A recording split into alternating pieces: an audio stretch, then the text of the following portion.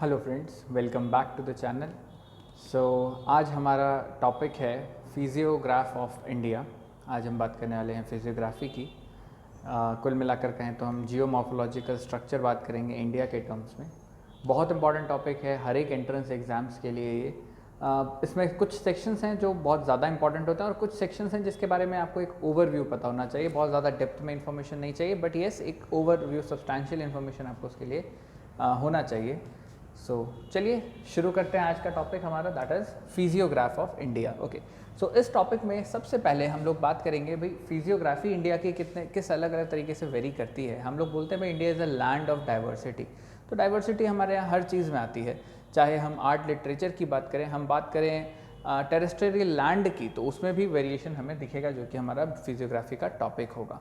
तो जब भी बोलते हैं हम डाइवर्सिटी की बात, तो हमारे यहाँ लैंग्वेज की डाइवर्सिटी है, हमारे यहाँ रिलीजन की डाइवर्सिटी है, हमारे यहाँ कल्चर की डाइवर्सिटी है, हमारे यहाँ आर्ट्स, परफॉर्मिंग आर्ट्स की डाइवर्सिटी है, हमारे यहाँ क्लॉथिंग की बहुत बड़ी डाइवर्सिटी है। तो अलग अलग एरियाज़ में हम जाते जाते हैं, डाइवर्सिटी बदलती जाती है। सिमिलरली जब हम ट्रैवल करते हैं रोड्स से, तो कभी हम माउंटेन्स की तरफ जाते हैं, कभी हम प्लेन लैंड की तरफ जाते हैं, तो कभी हम कोस्टल एरियाज़ की तरफ जाते हैं। इस तरीके से चीज़ें बदलती हैं। तो यही है हमारी फिजियोग्राफी। सबसे पहले अगर हम बात करें कि भाई फिजियोग्राफिकल डिविजन्स हम अपने देखें, या सिंपल सा कहें तो इंडिया का अगर हम फिजिकल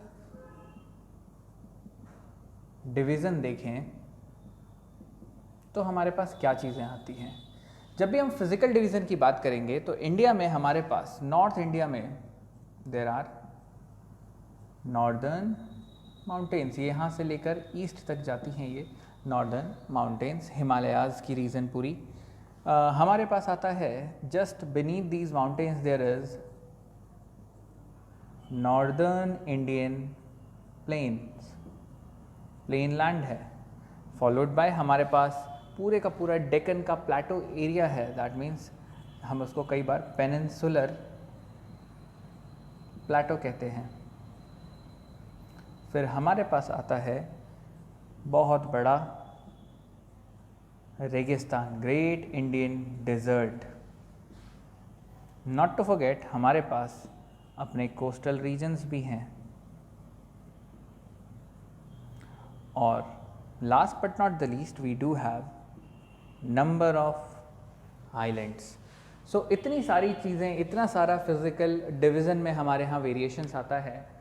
माउंटेन्स की बात करें नॉर्थ में, चाहे हम बात करें प्लेन्स की, या हमारे पास पेनिनसुलर प्लेटो हो, चाहे हो ग्रेट इंडियन डेजर्ट, या कोस्टल रीजन्स की बात करें, या हो आइलैंड्स, बहुत सारा फिजिकल डिवीज़न हमारे पास है।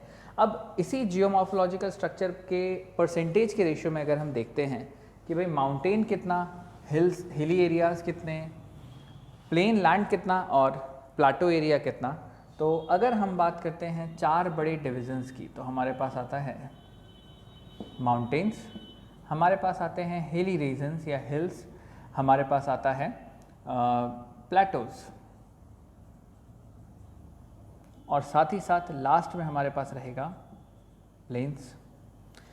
अब हम बात करने वाले इनके परसेंटेज रेशियो की। In terms of percentage, India का टोटल एरिया का 10.6% is the mountain region. Hills की बात करते हैं तो approx 18.5% of the total area is covered with hills. Plateau की बात करें तो 27.7% अप्रॉक्स हमारे पास प्लेटोज हैं, वेराज सबसे ज़्यादा हमारे पास आता है प्लेन्स, जो अप्रॉक्स 43.2% है। These percentage is very important. आपको एक ब्रीफ आइडिया होना चाहिए माउंटेन कितना, हिल कितना, प्लेटोज कितने एंड प्लेन्स कितने। तो इससे हमें ये तो साफ पता चला कि हमारे देश में majority area is of plain land. हमारे पास प्लेटो भी अच्छी खासे मात्रा में है, माउंटेन और हिल्स भी हैं। इसके बेसिस पर हमारा जो आज का टॉपिक डिज़ाइन किया गया है, that will talk of the regions of mountains. हम लोग आज माउंटेन एंड हिल्स की बात करने वाले हैं।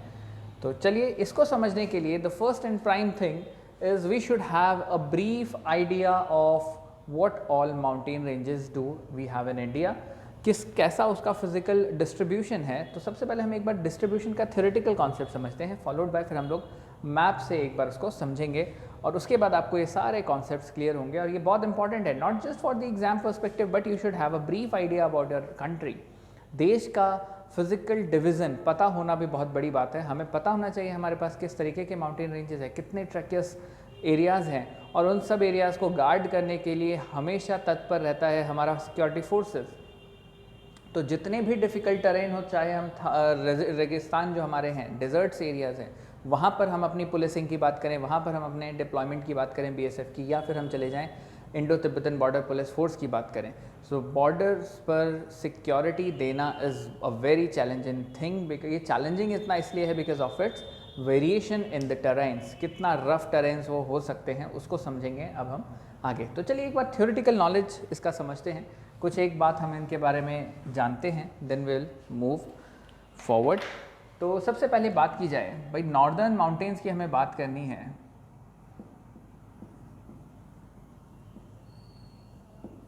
सो नॉर्दर्न माउंटेन्स में हम समझने वाले हैं अपने हिमालयन रीजन को। तो जो हिमालय है ये यंगेस्ट कंसीडर किए जाते हैं। These are Himalayas are considered as young mountains, बहुत लेट बने हैं compare to the list other ranges, उसके कंपैरेटिवली काफ़ी लेट बने थे। जहाँ तक बात की जाए पोजीशनिंग की, तो ये वेस्ट की तरफ से शुरू होते हुए ईस्ट रीजन की तरफ मूव करते हैं। तो वेस्ट रीजन यानी नदी के हिसाब से अगर हम देखें बेल्ट, तो सिंधु नदी की तरफ से चलते हुए हमारा ब्रह्मपुत्रा की तरफ ये मूव करेगा। ये तो मैं रिवर के टर्म्स में बात कर रहा हूँ। अब ये हिमालयाज बने कैसे, तो ये कॉन्सेप्ट सबको पता है, मैं उसके डेप्थ में भी नहीं जाऊँगा, जो कि हम बोलते हैं टेक्टोनिक कोलिजन। धरती के नीचे टेक्टोनिक प्लेट्स टकराए। अब पर्टिकुलरली अगर हम हिमालयाज़ की बात करते हैं तो आपको एक ब्रीफ आइडिया इसका मैं दे देता हूँ। हम हमेशा बात करते हैं कि यूरेशियन प्लेट जो है, कई बार हम यूरेशियन प्लेट की जगह एक और टर्म यूज़ करते हैं अंगारा लैंड। इसका कोलिजन हुआ विद द गोंडवाना लैंड। हम बात करते हैं इनके टकराने की, तो ये कोलिजन फोर्स है। कोलिजन फोर्स का मतलब ये है कि कोलाइड किए फोर्सफुली और फिर वो फोल्ड्स जनरेट हुए, फोल्ड से फोल्डेड माउंटेन्स आए, दैट इज द हिमालयाज। अगर हम इसके लेंथ की बात करते हैं तो beginning from the westward part से अगर हम ईस्ट की तरफ जाते हैं तो it is approx 2500 kilometre in range. 2500 kilometre लंबा ये माउंटेन रेंज पड़ता है, जिसमें अगर हम एक्सट्रीम वेस्ट पर चले जाते हैं तो वहाँ पर जो विड्थ है, मीन्स माउंटेन का जो विड्थ है, दैट इज़ क्वाइट हाई। लगभग 400 किलोमीटर का वहाँ पर उसका वेरिएशन आ रहा है, मतलब 400 किलोमीटर तक फैले हुए हैं पहाड़।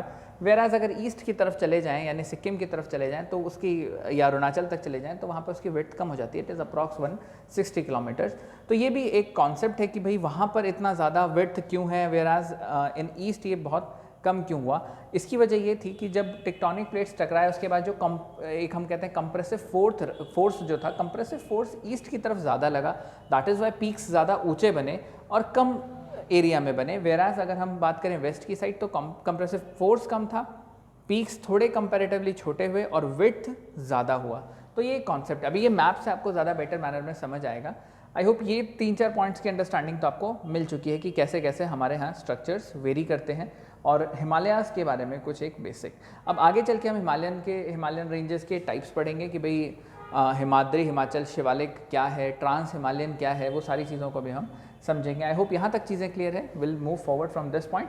चलिए आगे देखते हैं इसको। अब हम इससे आगे बढ़ेंगे एक मैप के थ्रू मैं सारी चीज़ों को आपको समझाऊंगा। बट बिफोर दैट एक बार ब्रीफ हम लोग हिमालयन टाइप्स समझते हैं, फिर चलेंगे मैप पर। तो चलिए देखते हैं एक बार। हम बात कर रहे हैं अब माउंटेन, जो नॉर्दर्न माउंटेन रेंज है, इसको हम कैसे डिवाइड करेंगे। सो नॉर्दर्न माउंटेन रेंज के 3 डिफरेंट पार्ट्स हैं। इसको हम बेसिकली 3 तरीके से कैटेगराइज करते हैं। द फर्स्ट इज, जिसको हम बोलते हैं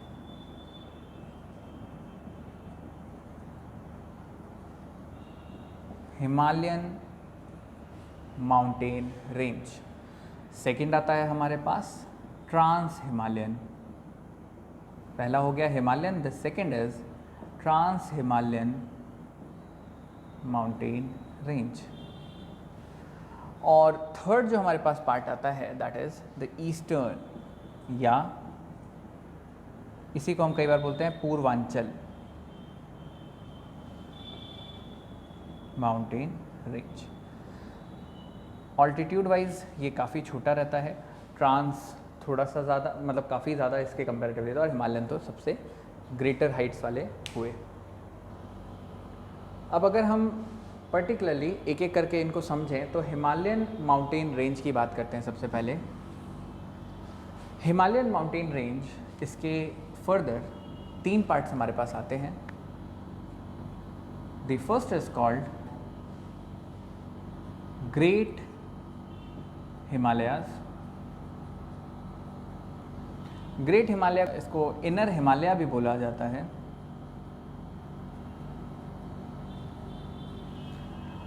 the second is lesser Himalaya, जिसको हम कई बार हिमाचल बोलते हैं। And last but not the least, third हमारे पास आता है द आउटर हिमालयाज।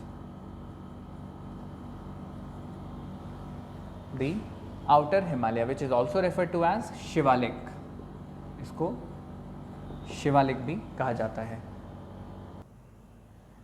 बात करें यहाँ पर हम इन 3 रेंजेस की, सो ग्रेट हिमालयन या inner Himalayas which is also called as Himadri range, और इसको हम लोग स्नोवी हिमालयाज भी कहते हैं बिकॉज ऑफ इट्स ऑल्टीट्यूड, काफ़ी हाइट पर है।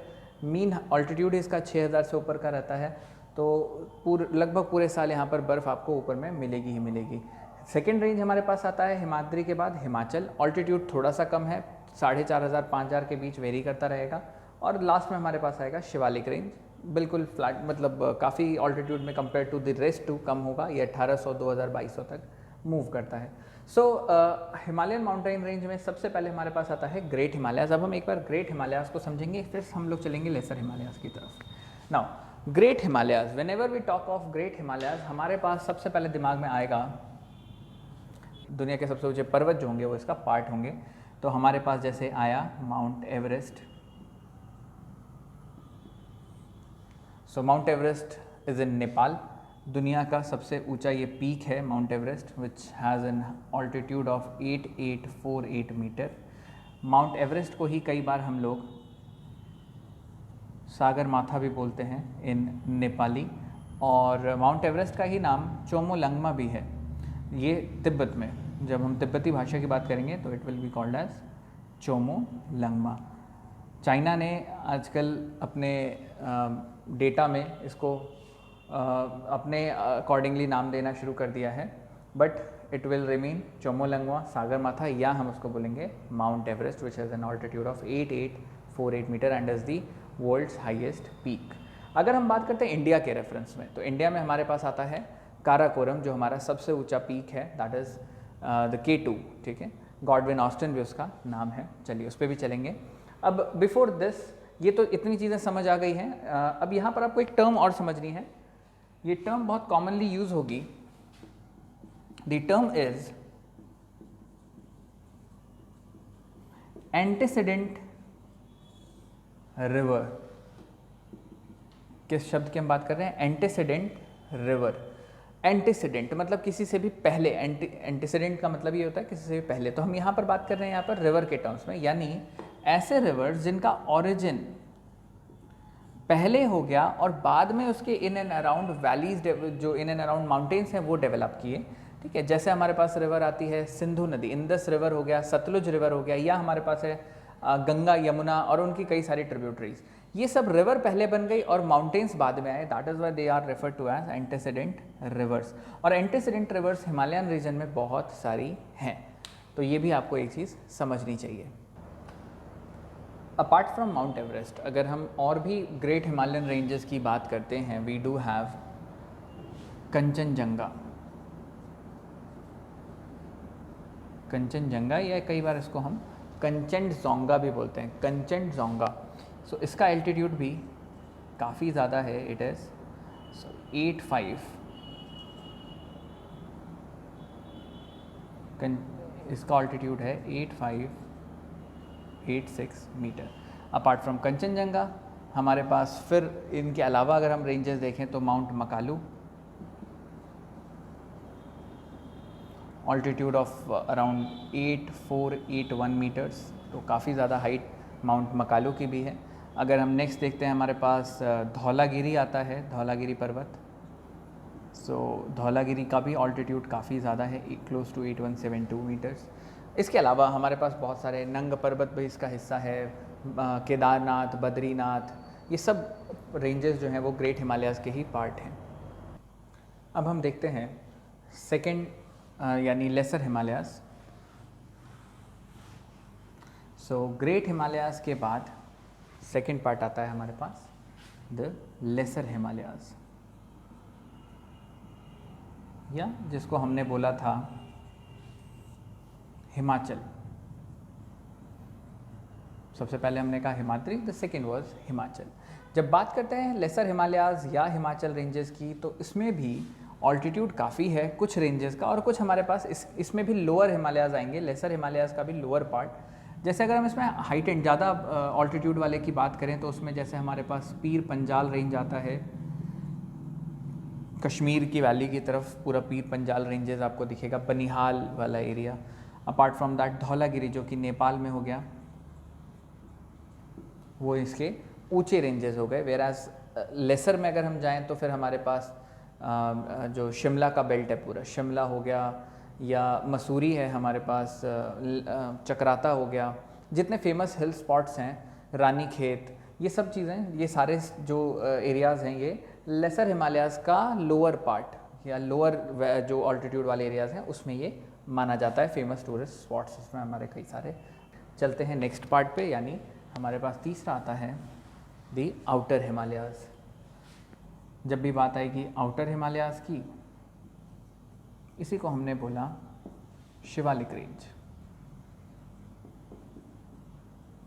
अब कोई फिक्स ऑल्टीट्यूड नहीं होता है, दैट इज़ वाई हम लोग इसमें एवरेज आउट करके रखते हैं कि समवेयर ये हो सकता है 600 मीटर से 1700-1800 मीटर तक आउटर हिमालयाज़ की रेंज रहे।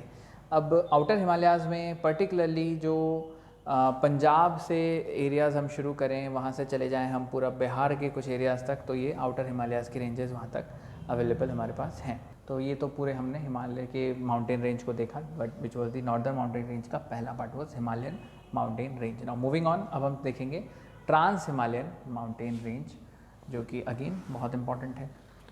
सो the second is trans Himalayan mountain range. मैं ज़्यादा डिस्क्रिप्शन में इसमें नहीं जाऊँगा, थोड़ा सुपरफिशियली अभी हम देखेंगे, फॉलोड बाय फिर जब मैप्स में हम लोग इसको देखेंगे तो मैं वहाँ से आपको एक बार एक्सप्लेन ज़रूर करूँगा इसको। सो जब भी हम बात करते हैं ट्रांस हिमालयन माउंटेन रेंजेस की, तो यहाँ पर हमारे पास सबसे हाइट में अगर हम सबसे ज़्यादा ऑल्टीट्यूड वाला देखें तो हमारे पास काराकोरम की रेंज आती है। इसी काराकोरम रेंज से हमारे पास सबसे ऊँचा इंडिया का पीक आता है, that is K2।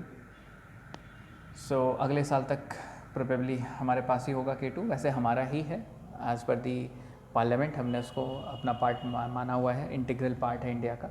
So Karakoram range पे घुसपैठियों ने अटैक कर दिया था और पाकिस्तान ने उस पर इलीगली उसको ऑक्यूपाई किया हुआ है for the time being, but बहुत जल्द वो इंडिया का होगा, तो इसलिए हम लोग कोई POK यहाँ पर टर्म यूज़ नहीं करते हैं, it is part of India only. So Karakoram range यानी K2 या गॉडविन ऑस्टिन जिसको हम बोलते हैं, that is the highest in terms of altitude, height के हिसाब से सबसे ज़्यादा है।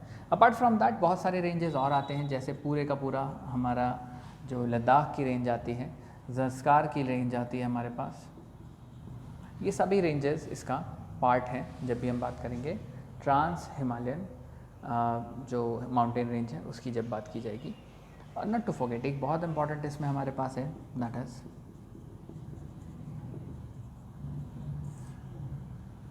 माउंट कैलाश, शिव जी का धाम mount Kailash.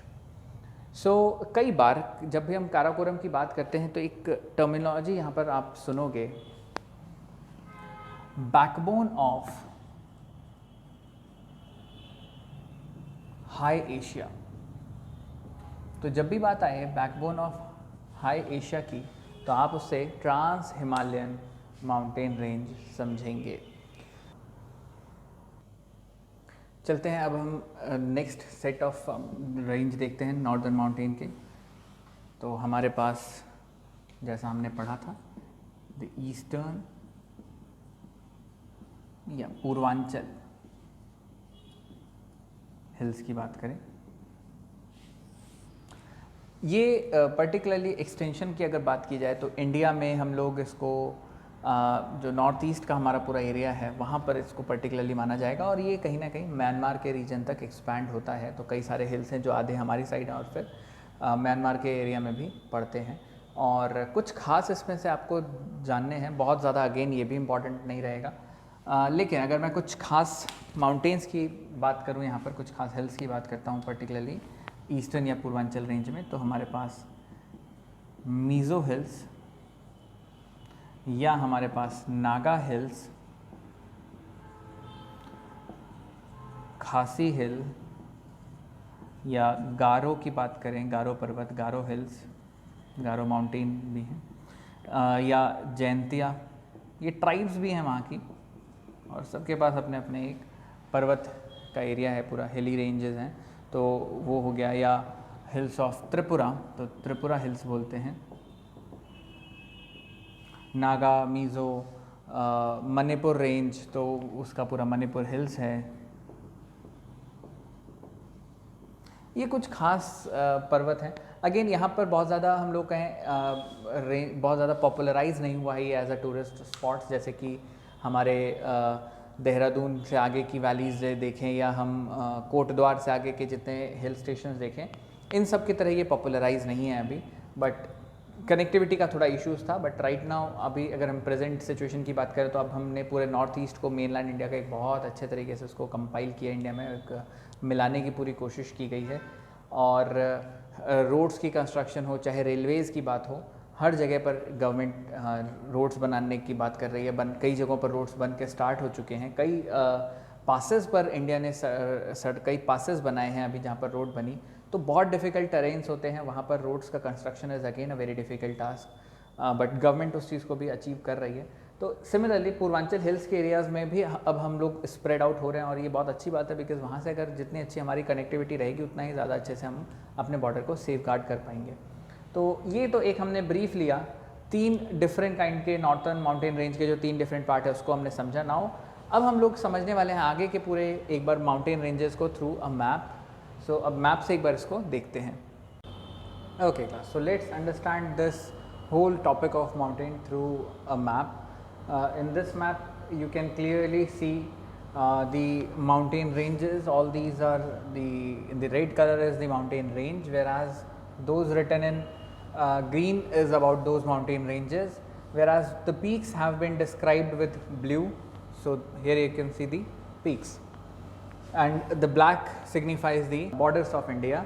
Okay, so since it is not a precise scaled map, just take it as example.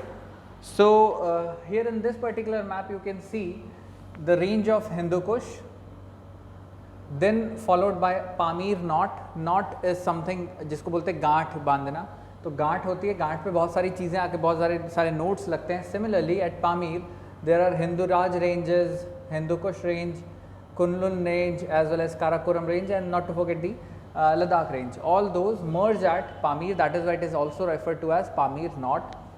So Hindu Kush, the territories of Afghanistan, a bit of Pakistan, और वहाँ से पहुँचे पामीर नॉट पे। Pamir not is the area of Tajikistan, followed by Kunlun. Kunlun is in China. फिर हमारे पास काराकोरम आता है which is in India. Some parts of it is in China.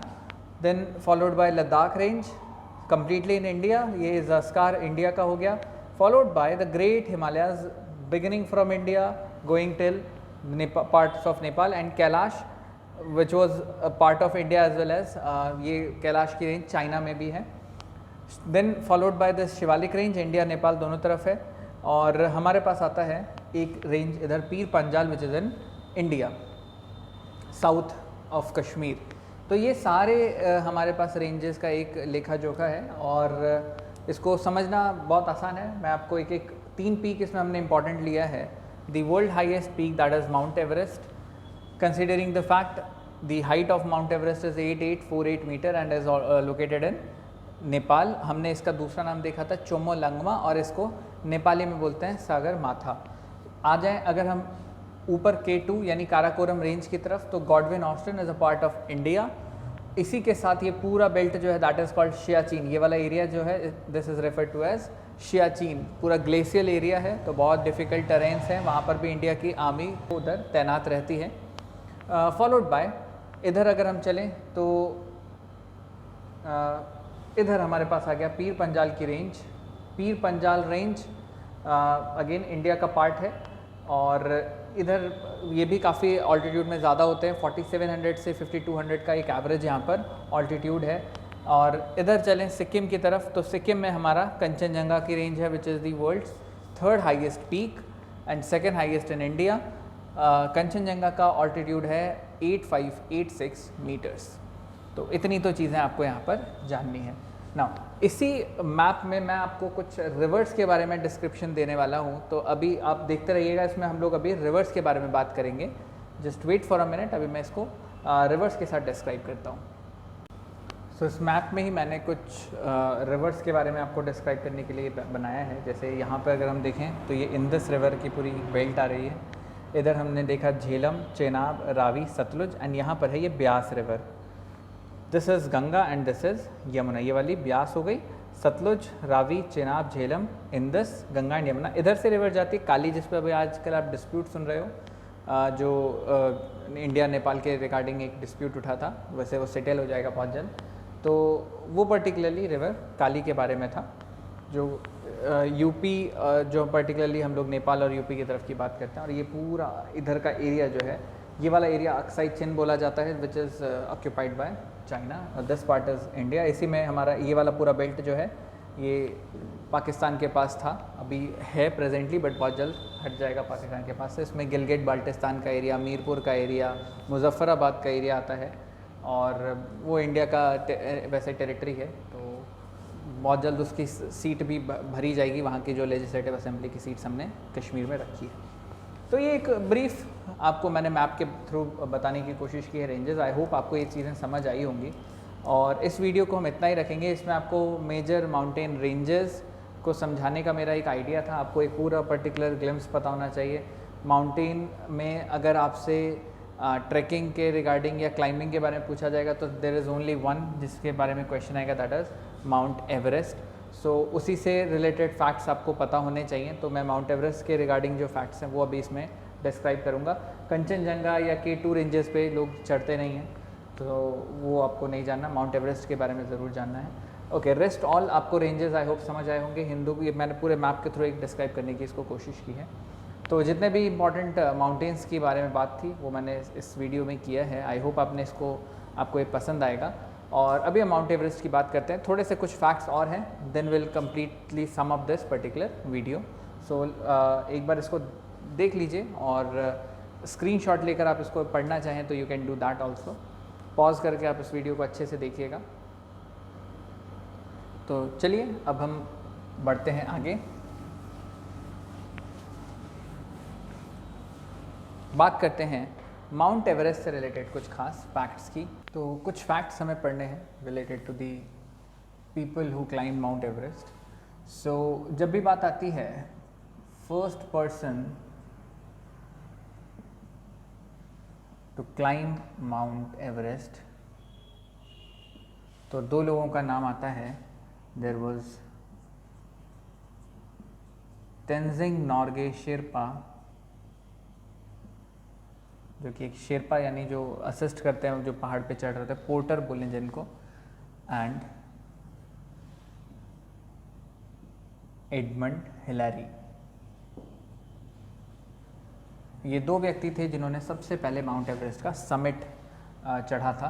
Tenzing Norgay was from Nepal earlier but later on took the citizenship of India, तो Nepali Indian हो गए। Whereas Edmund Hillary was from New Zealand. These two people were the first to climb Mount Everest. Mount Everest चढ़ना बहुत difficult माना जाता है because एक साल में 300-325 लोगों को ही परमिट दिया जाता है। 300-350 लोगों तक को मैक्सिमम परमिशन मिलती है एक साल में माउंट एवरेस्ट चढ़ने के लिए। वो भी अब की हम बात कर रहे हैं। आज से 5-6 साल पहले तो 150-200 लोगों को ही इशू किया जाता था परमिट, और एक काफ़ी लंबा प्रोसेस होता है। और फिज़िकल तो आपको स्ट्रेंथ पता है कि आप 29,000 फिट अटेन करोगे हाइट, तो वहाँ तक जाते जाते कितने ऑक्सीजन की वहाँ पे कमी होती है। सो इस वजह से ही कई बेस कैंप्स बने होते हैं, जैसे एक set of base camp, there are around 6 base camp. अगर नीचे से कोई बेस कैंप से चढ़ाई करना शुरू करता है तो 6 बेस कैंप तक वो जाएगा, लास्ट में फिर वो पीक को अटेन करता है, जिसको हम समिट बोलते हैं। तो पहले 2 व्यक्ति जिन्होंने माउंट एवरेस्ट चढ़ा वो थे Tenzing Norgay Sherpa and Edmund Hillary. बात करते हैं अब हम इंडिया के रिगार्ड में। So first Indian to climb Mount Everest. अब अगेन इंडियन हमने ऑलरेडी तेंजिंग शेरपा की बात की है, तेंजिंग नोर्गे की हमने बात कर ही ली है यहाँ पर। अगर आपके ऑप्शन में तेंजिंग नोर्गे शेरपा नहीं देते हैं तो उस केस में आंसर हमारे पास आएगा अवतार Singh Cheema. Avtar Singh Cheema was the first Indian to climb Mount Everest. Avtar Singh Cheema was a captain जब वो माउंट एवरेस्ट चढ़े थे, 7वीं बटालियन पैराशूट रेजिमेंट का हिस्सा थे, और 1965 में उनकी टीम ने एकम्प्लिश किया था माउंट एवरेस्ट पर चढ़ाई। और तेंजिंग नोर्गे शेरपा और एडमंड हिलेरी की जब बात करते हैं तो ये 1953 का इंसिडेंट है, 1953 में ये लोग चढ़े थे। ओके, एक और फैक्ट्स जो लास्ट आपको इसके बारे में जानना है, that is first Indian female to climb Mount Everest, and the answer is, ये आप सबको पता है, बचेंद्री पाल।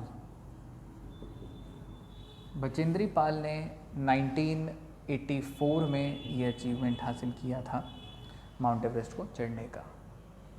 तो ये कुछ खास माउंटेनियर्स के नाम हैं जिन्होंने माउंट एवरेस्ट को फतेह किया। सो इतनी चीज़ें आपको जाननी थी इस पर्टिकुलर टॉपिक के बारे में। आई होप आपको ये सब कुछ बहुत अच्छे से समझ आया होगा, और हर वीडियो की तरह इस वीडियो में भी आपसे यही कहूँगा कि प्लीज़ एक रजिस्टर लेकर उसमें इंपॉर्टेंट फैक्ट्स को नोट करते रहिएगा, ताकि जब आप इसको रिवाइज़ करने बैठें आपके लिए थोड़ा सा ईजी हो जाए। So with this will close this particular video. I hope you have enjoyed this particular session regarding the mountains and the hills.